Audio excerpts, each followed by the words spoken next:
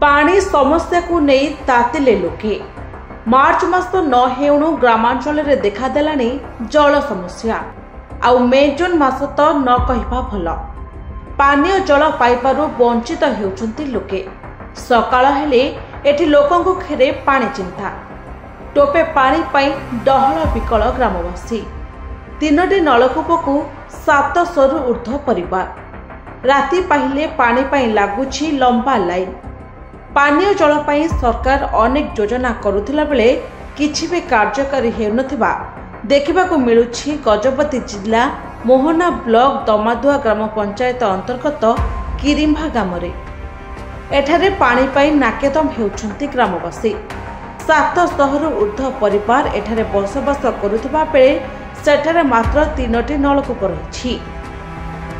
ताहा पुणे गोटिए नलकूपरे पानी बाहर नथिबा बेले आउ 2टी नलकूपरे खराब पानी बाहरुछि। फଳରେ ग्रामवासी माने अभियोग करिसंती एही खराब पानी पी नाना प्रकार रोगरे पडुछंती लोके। शुद्ध पानीय जल पाई प्रतिदिन संघर्ष करुछंती किरिम्भा ग्रामवासी।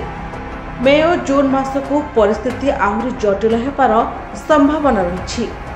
तेबे तुरंत प्रशासन एक नूतन नलकूप खोली सोलार जोगे जल जोगाइबाकू अनुरोध करिसंती ग्रामवासी।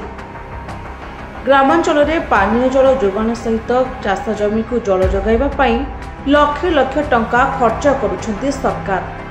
हेले योजना सठिक भाव में कार्यकारी हो पार नथिबारु वर्ष वर्ष धरी संघर्ष करुछंती लोके।